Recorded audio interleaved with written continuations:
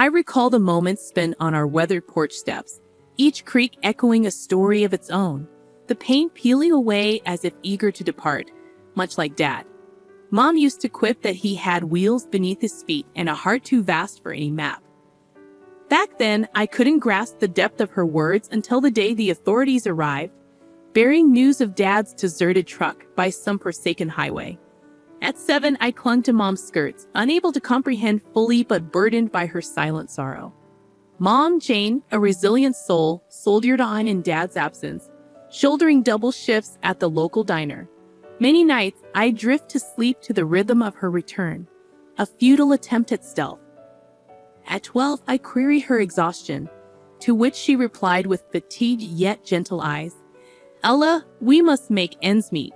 Life's a struggle, but we're tougher, right?" I nodded, grasping the concept of resilience, proud to mirror Mom's strength. Then came the shattering blow of Mom's cancer diagnosis at 18. Despite her fierce battle, it was akin to stemming the tide with a spoon.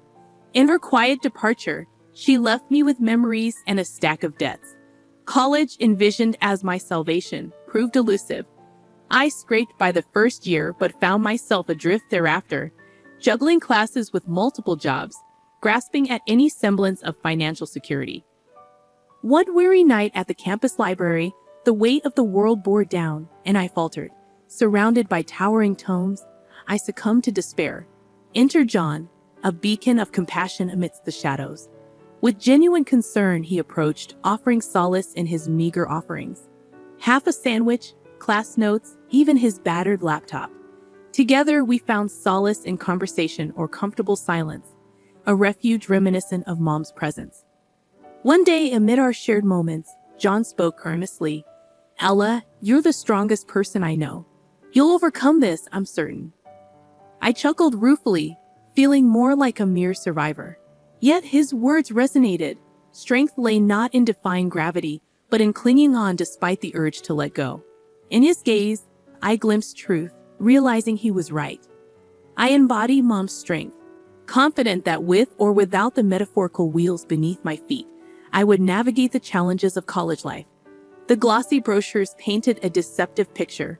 Reality was a harsh, gritty landscape that pushed you beyond perceived limits. In my second year, standing in the queue at the financial aid office, anxiety twisted my stomach into knots.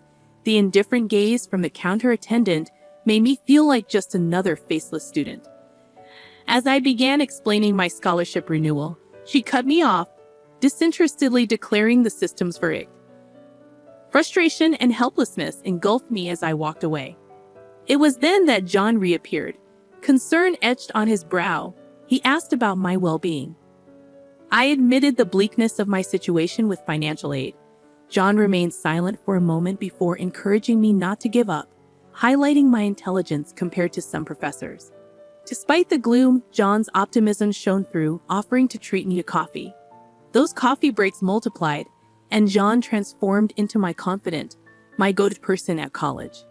His practicality emerged when he suggested seeking an on-campus job to alleviate financial strain. My initial skepticism waned as John recommended the library. "You're there anyway, might as well get paid for it," he reasoned. Thus, my employment at the library began, a far cry from glamour, but it paid the bills. Juggling book stacks and serving coffee left little time for studies, yet I managed one day at a time. Through these shared challenges, John transitioned from the guy buying me coffee to a true friend, a confident privy to the complexities of my family history. It was during an evening closure at the library that John uttered words that lingered. "Ella, you're going to make something of yourself. I just know it, and I'll be here cheering you on," John assured me. His words sparked a warmth within, and I couldn't help but smile. "Thanks, John. That means a lot." College presented its challenges, but with John by my side, it felt like I had a fighting chance. He wasn't just a friend. He was a beacon of goodness in this chaotic world. Post-college life took an unexpected turn when John and I decided to tie the knot. Our wedding wasn't a grand fairy tale affair, but a modest courthouse ceremony with a handful of friends, lacking the fanfare. We settled into a tiny apartment with more cracks than walls, yet it symbolized a fresh start, a new chapter in our lives. However, a new challenge emerged in the form of John's mother, Mrs. Smith. During her first visit, her disdain for our humble abode was palpable. "This is where you live," she remarked, her voice a mix of disbelief and disgust. I attempted to downplay it with a smile, saying it may not be much, but we were happy, unimpressed. She scoffed, insisting that John could do better. The criticisms continued with each visit. Our apartment was too small, the neighborhood not good enough, and why wasn't I cooking more? One evening after she left, frustration boiled over, and I turned to John. "Doesn't it bother you the way your mom talks about our life, John?" "Ever the peacemaker," he shrugged, claiming she was just worried about us and that it was her way of showing love. "That's not love, John. That's criticism. There's a difference," I asserted, expressing my frustration at the constant disapproval. I responded sharply, and he fell into a quiet contemplation. It seemed as though he couldn't grasp what was so evident to me. His mother's words were gradually eroding our connection, piece by piece. The situation worsened when she began dropping hints that we should relocate to a more upscale place. Frustration overwhelmed me one day. "John, we can't afford some fancy place. Why doesn't she understand that?" John looked uneasy, murmuring that his mother only wanted the best for us. I erupted, "Maybe we should look at other apartments just to keep her quiet.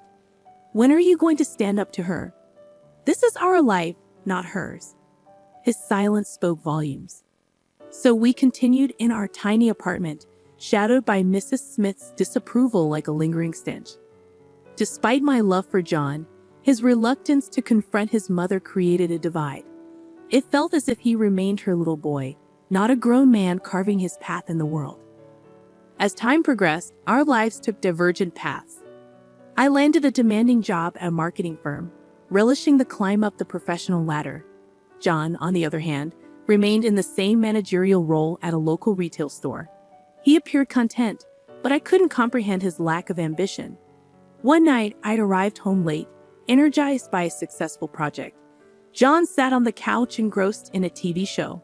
Sharing my excitement, I exclaimed about landing a significant account.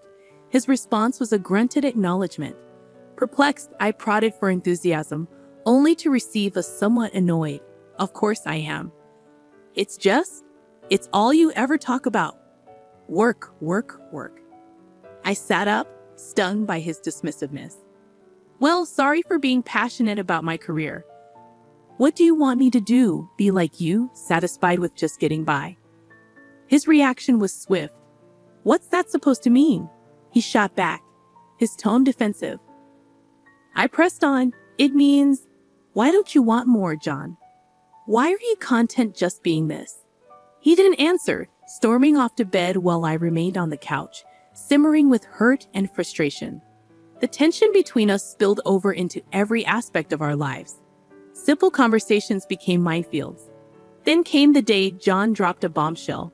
He wanted us to move to a bigger place, something more befitting our status. I stared at him incredulously. "Befitting our status, John?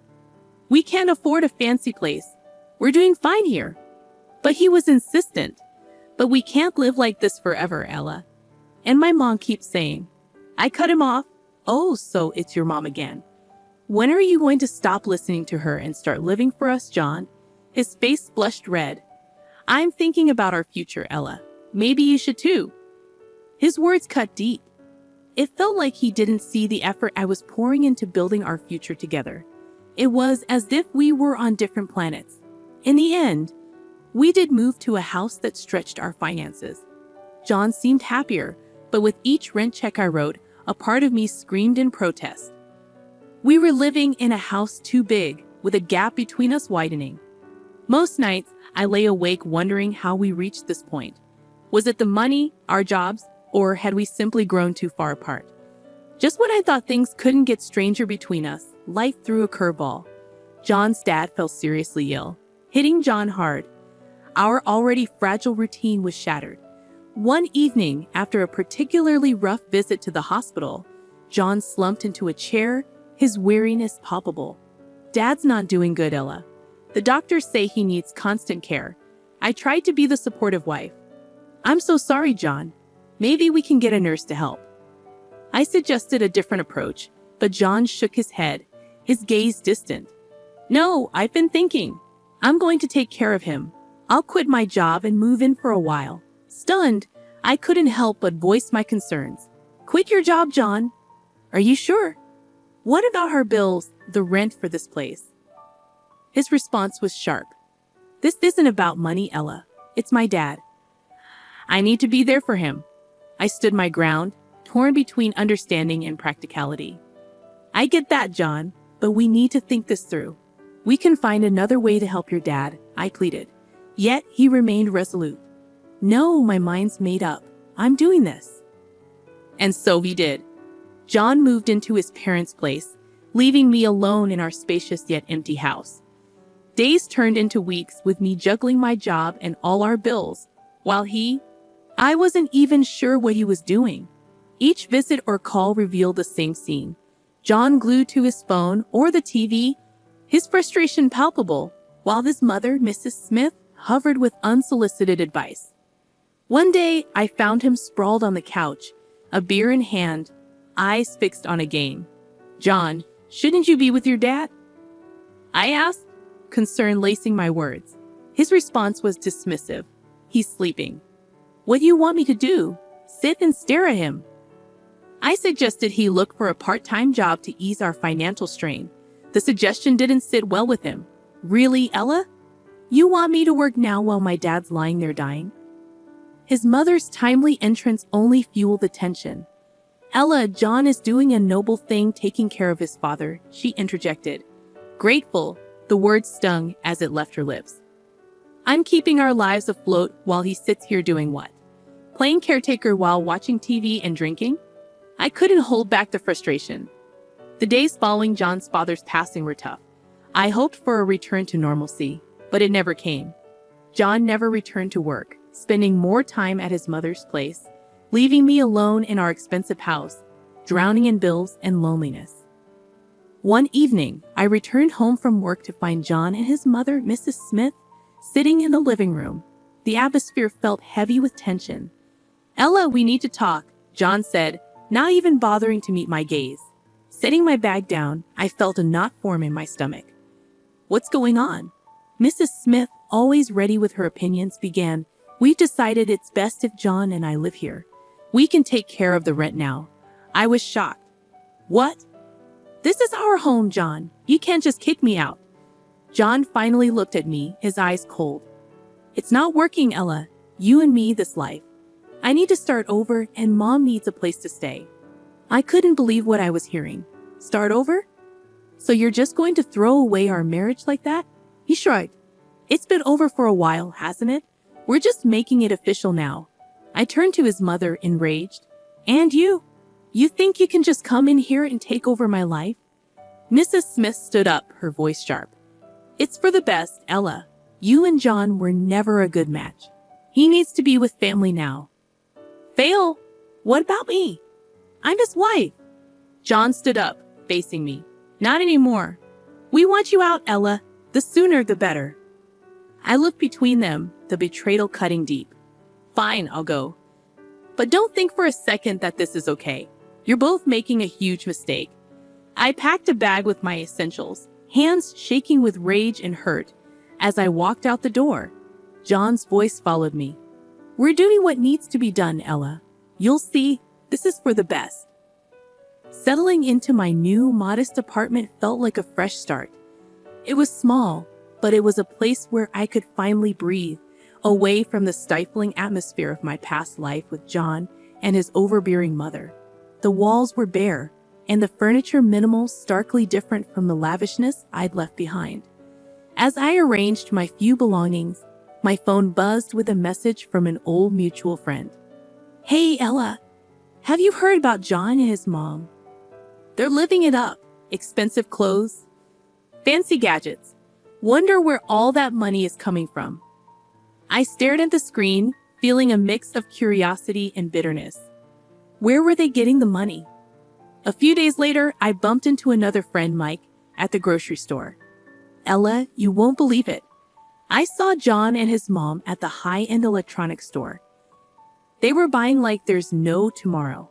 Heard they even sold their family home. Crazy, huh? I forced a smile. Yeah, crazy. But inside, my mind raced. They sold a family home.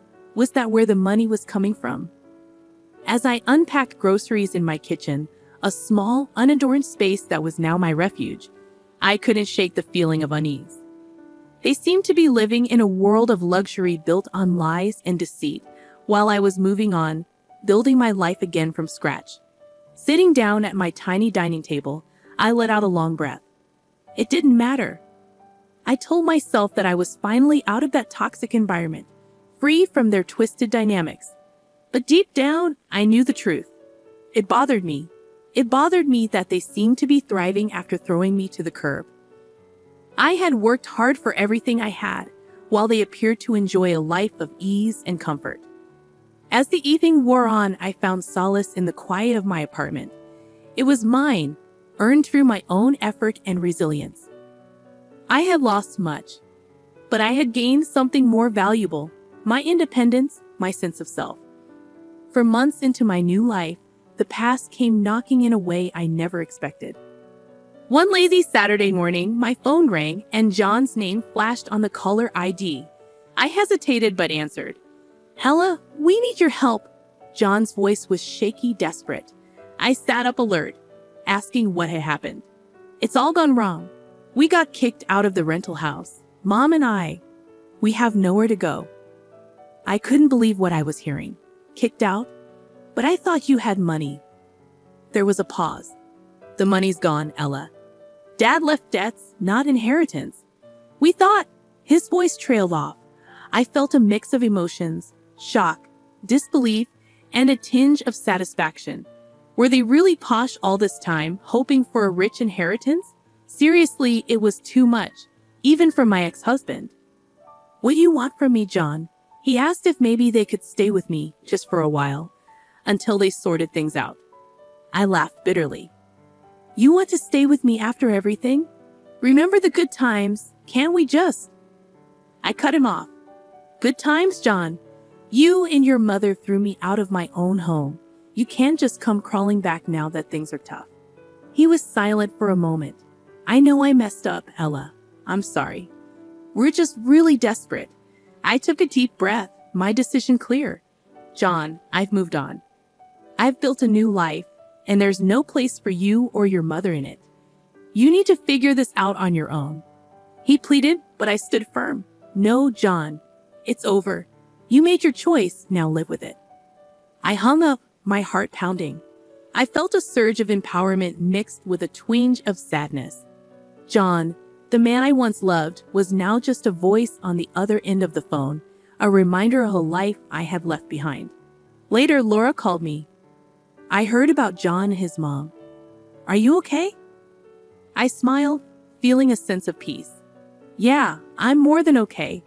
I'm free, Laura, truly free.